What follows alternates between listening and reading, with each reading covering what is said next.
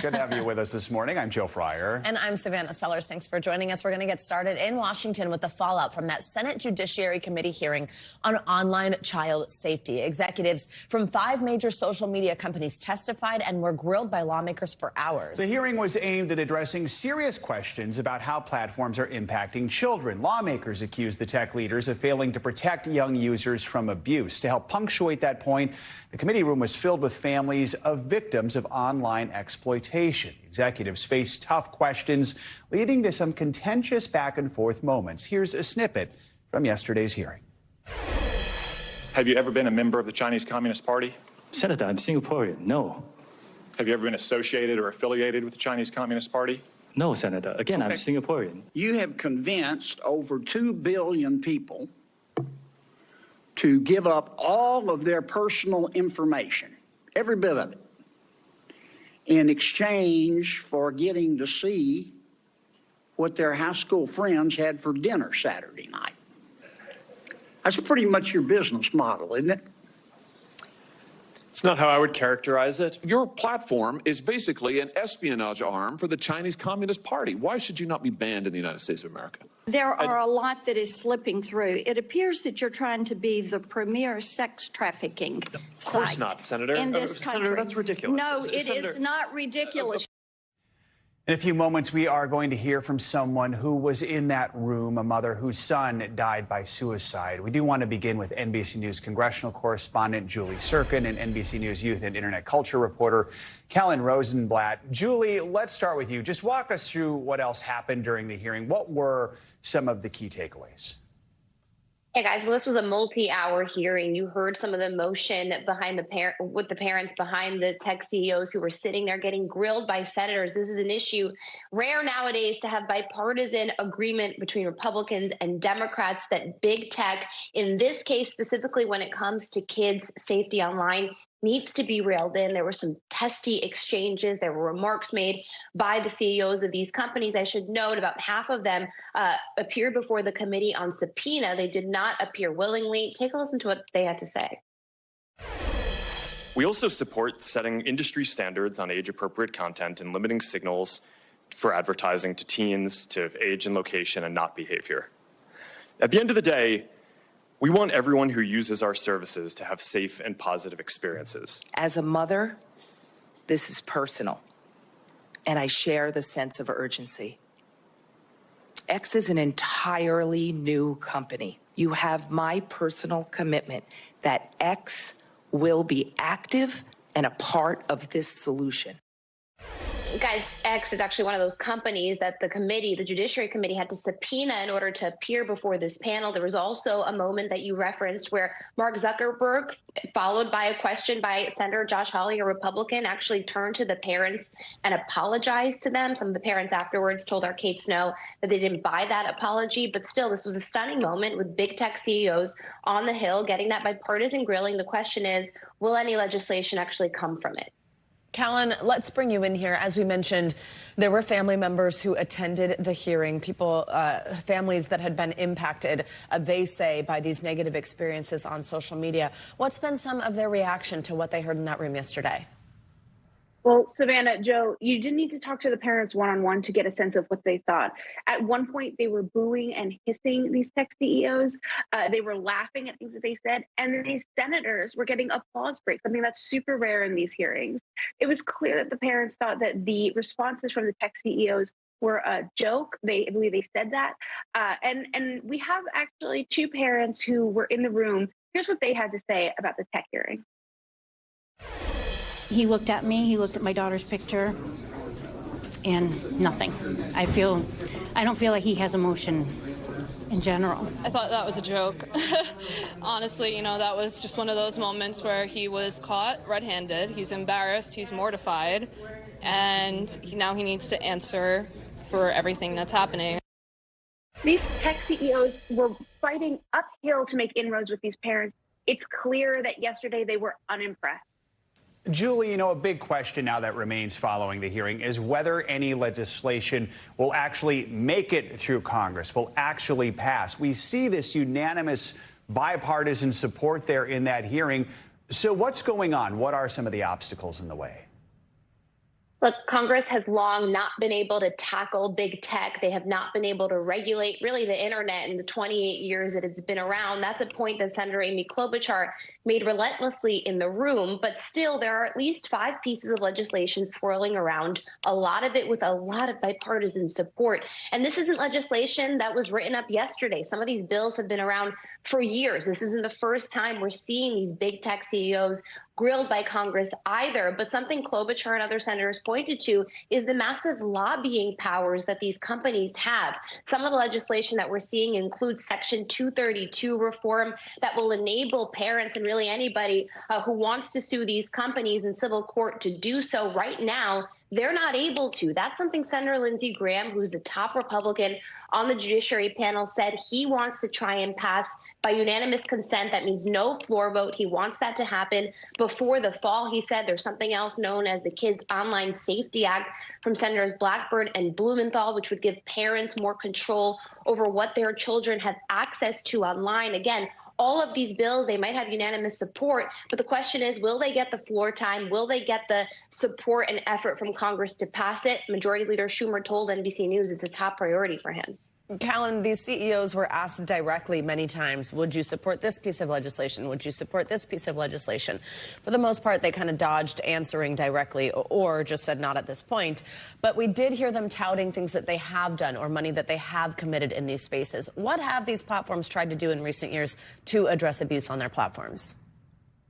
Well, platforms have a lot of controls for parents. They specifically put in oversight for parents to see what their children are messaging, what they're looking at. They put in time restrictions. There are many, many tools that parents can use to watch what their children are doing. And there are many tools that try to either nudge teens away from dangerous content or even tell them, to take a break from these apps. The issue is that the internet and social media are still the Wild West. As Julie mentioned, they're still super underregulated. And I think parents are really looking for more oversight from Washington, D.C., so they can relax a little when their kids are on these platforms, knowing that someone else is holding these tech CEOs accountable.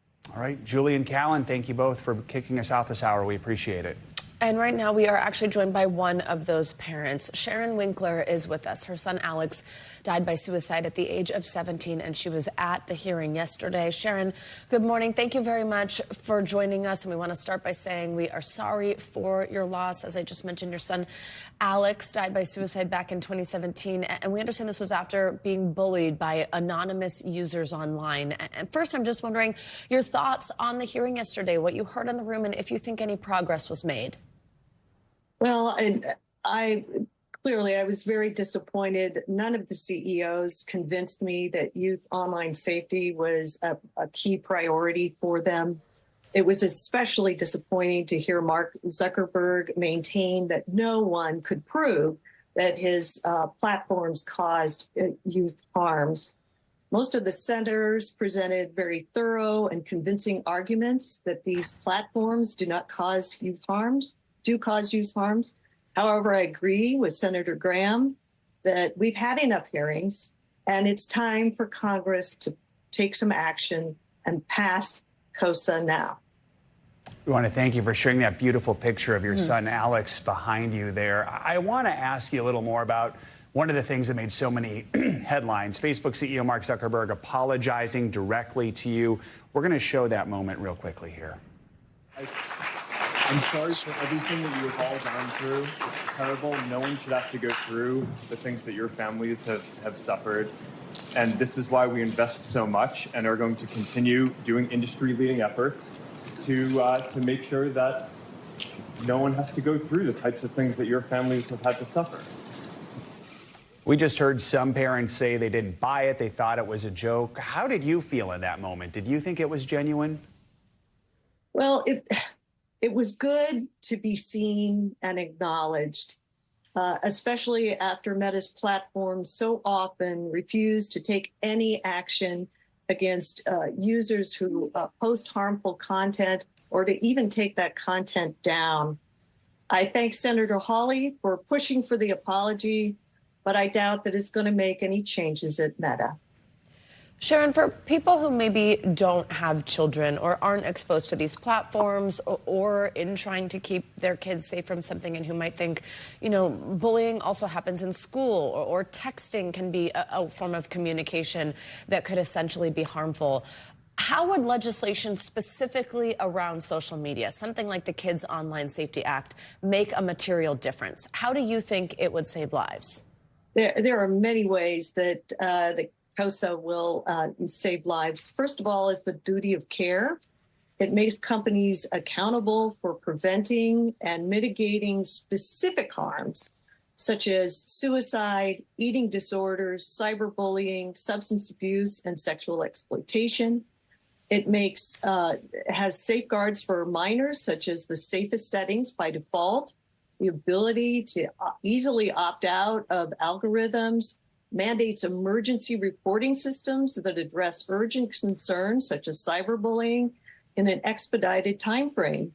It also calls for transparency, requiring that platforms make publicly available independent third-party risk assessments, and mandates that qualified researchers have access to platform data. KOSA does not censor content. It regulates technologies by requiring that platforms are designed with youth safety as the highest priority. Sharon, we just want to give you a moment to tell us a little more about your son, Alex, and how do you hope to honor his memory? You know, Alex was a terrific kid. He was so fun and so sensitive. He cared for other people so much. And I'd like to think that he's here with me, hoping that we can prevent this tragedy from happening to other families. Mm-hmm. Sharon Winkler, we appreciate your time. Thank you so much for sharing your experience in that room as well as telling us about your son. We really appreciate it. Thank you. And if you or anyone you know is struggling, you can call or text the Suicide and Crisis Lifeline right there on your screen, 988. Let's turn now to some other news in the Middle East and the ongoing fallout from Sunday's drone attack in Jordan that killed 3 U.S. soldiers and injured dozens more. U.S. officials say they're still weighing a response, but say the retaliatory campaign could take weeks. It comes as the White House attributed the attack to a group called Islamic Resistance in Iraq. Joining us now, NBC News White House correspondent Ali Rafa and Jonathan Lord, a senior fellow and director of the Middle East Security Program at the Center for a New American Security and former Department of Defense analyst. Good morning to both of you. Thanks for joining us. Ali, let's start with you. So tell us a little more about who the U.S. is blaming for this drone attack. We understand one of the groups, which is part of the Islamic Resistance umbrella, is the one that recently announced it was suspending attacks on U.S. forces. Is that right? Yeah, that's right, Joe. And the Pentagon says in reaction to that vow that actions speak louder than words. And as far as how the attribution for this attack that killed 3 U.S. service members and injured dozens of others has evolved. Remember, earlier this week, we saw the president issue a statement where he attributed this attack directly to Iranian-backed militias, but said that the U.S. intelligence community was still gathering more facts. Then yesterday, we saw White House officials come out and directly pin this on the Islamic Resistance Group in Iraq. Listen to how National Security Council spokesperson Admiral John Kirby talked about this yesterday in the White House press briefing. We believe that the attack in Jordan was planned, resourced, and facilitated by an umbrella group called the Islamic Resistance in Iraq, which contains multiple groups, including Kataib Hezbollah. You can't take what a group like Kataib Hezbollah says at face value. They're not the sole proprietors here of the violence that has been visited on our people. And for context, remember, Iran has denied responsibility for this attack. And while the U.S. can't directly pin the blame on Iran for this, the intelligence community has clearly said that this attack appears to have Iran's fingerprints on it, with Iran providing financial and military support to these militias. The president directly blaming Iran for providing that support to those groups earlier this week, guys. Ali, do we have any more clues at this point about what retaliation could look like?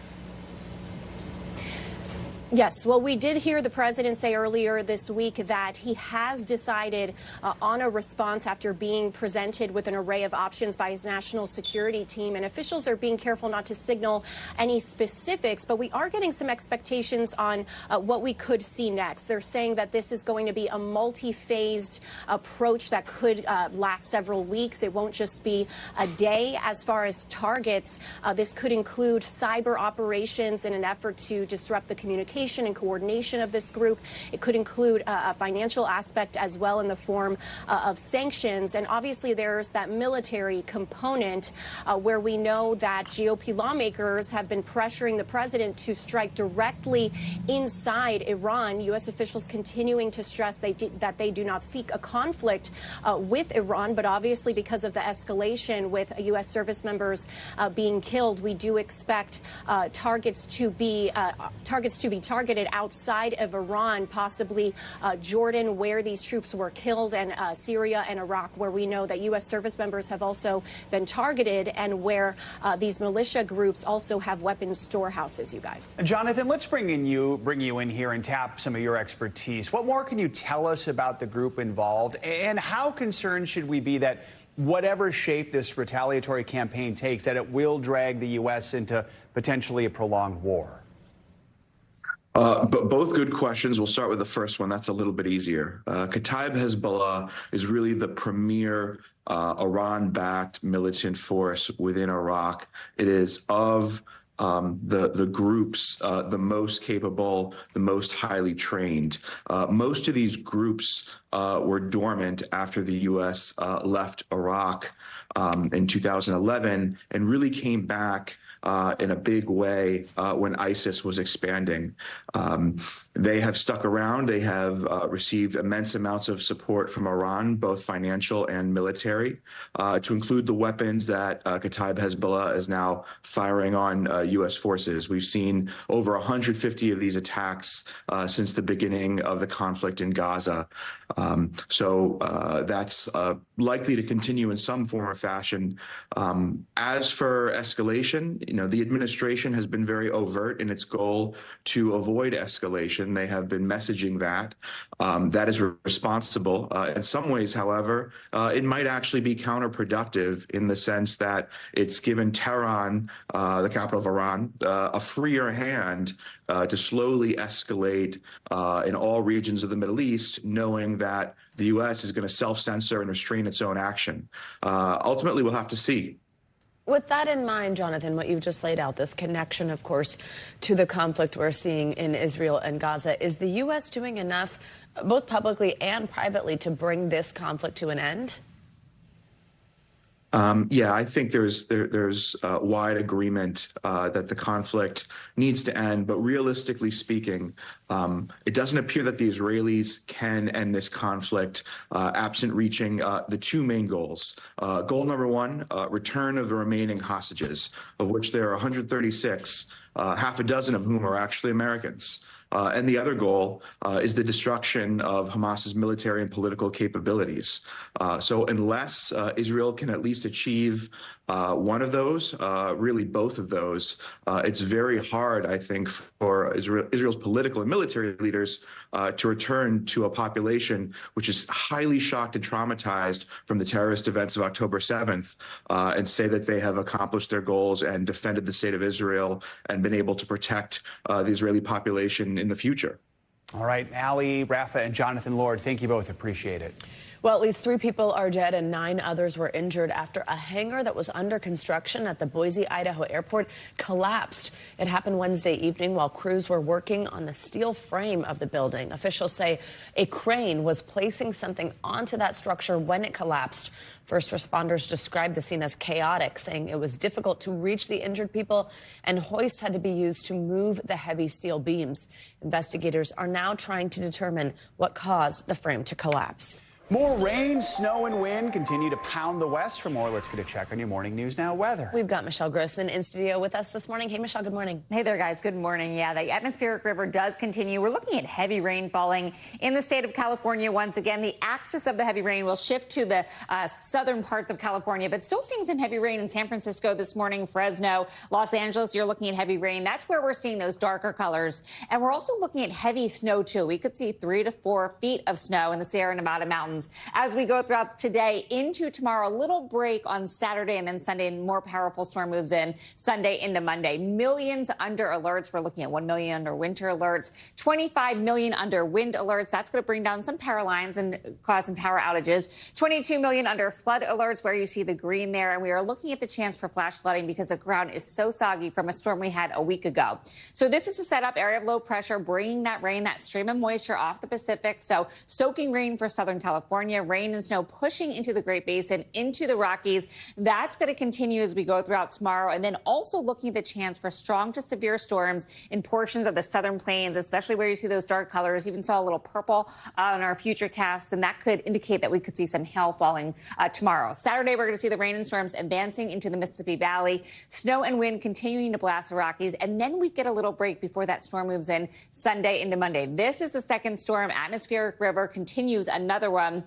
This is going to be stronger than what we're seeing now, and this is a pretty strong one. Rain, wind, and snow hitting California once again. That's going to lead to the chance for some flash flooding. Also, high winds are going to lead to the chance of more power outages on Sunday into Monday. This is for today, a flash flood risk. We're looking at rainfall rates at 3/4 of an inch per hour on top of that really soggy ground. Could see 1 to 3 inches of rain, and then in the snow, the highest elevations of the mountains could see 3 to 4 feet. Most of the peak will see 2 feet of snow. So a lot of snow in the mountains there. Otherwise, we're looking at really warm weather in portions of the middle of the country into the southern plains. Some spots in the southern plains could be in the 70s and breaking records there. Back to you guys. All right, Michelle, thank you so much. As tax season gets underway, the House of Representatives has approved a $78 billion tax package that could give many families a boost. It would expand the child tax credit and cut taxes for millions of low-income families. It was an overwhelming display of bipartisanship. The House voted 357 to 70 to pass the bill. That child tax credit expansion could help an estimated 16 million children in low-income families in just the first year alone. The bill also includes tax breaks for businesses, but it does face a more difficult path in the Senate, where a vote is not yet scheduled. Let's stay on your wallet and get to that news out of the Fed yesterday. They kept interest rates unchanged as expected. But with inflation still above the Fed's 2% target, Chair Jerome Powell appeared to dash hopes of a March rate cut, and that surprised many market watchers who were predicting a cut at the next meeting. The question really is, that 6 months of good inflation data, is it sending us a true signal that we are, in fact, on a path, sustainable path down to 2% inflation? That's the question. We need to see more evidence that sort of confirms what we think we're seeing and that tells us that we are on, gives us confidence that we're on a path to a sustainable path down to 2% inflation. We've got our friend Investopedia editor-in-chief Caleb Silver here with us. Of course, Caleb, good to see you. I know you have a countdown clock for the next one already. Yeah, that's already going. 48 days, 6 hours, and 36 minutes, but I'm not counting. There you go. All right. I'm doing the counting. So it does seem far away. Okay, so that's when we're going to hear potentially about this March rate cut, but it seems like that's not happening. Were you surprised by that? And tell us a little bit more about what we heard from him. Yeah, basically what he said is he doesn't think the committee, the Federal Open Market Committee that makes the decision on interest rates, will reach a level of confidence by that meeting to cut rates. They've alluded to the fact they will cut rates this year, probably 3 times, probably 0.75%, but hold your horses is basically what he's saying. They want to see inflation sticking around the 2% range. We did get the personal consumption expenditures index. That's the Fed's preferred gauge of inflation last Friday. 2% on a 3 and 6 month basis, but they want to see it throughout the year. They don't want to be surprised by inflation perking back up again. So if it's not March, when could it be? And in the interim, just for everyday Americans, what's the impact they're seeing right now by not seeing it? Probably at the May meeting. What does it mean? When the Fed raises interest rates or keeps them up here between 5.25% and 5.5%, it drives up mortgage rates, it drives up credit card APRs, it drives up new and used car loans. Anytime we borrow money, it's based off the Fed's prime rate. and the Fed's keeping that rate right here until inflation in general, stays around the 2% zone. If you look at CPI, Consumer Price Index, that's the broader measure of goods, that's still around 3%. So we'll get another couple of inflation reports, a jobs report tomorrow for January. All that is data the Fed's going to use to decide whether or not they'll cut in March or May, but it feels like it's a May thing now. What are you going to be looking for in that jobs report? Well, we want to see if hiring is continuing to remain robust across sectors that pay well, but also wage increases have been a big deal over the last year and a half. They're up about 4%. If wages keep increasing, that's a little hot for the Fed. They want to see wages cool and hiring mellow to about 150,000 jobs a month. If we see that, it shows that we're kind of on the normalization track. That's what the Fed wants. Normal, yay. Yeah, what does that boring, mean? a boring normal economy that grows a little bit. That's what we want. Caleb Silver, thank you as always. Thanks for watching. Stay updated about breaking news and top stories on the NBC News app or follow us on social media.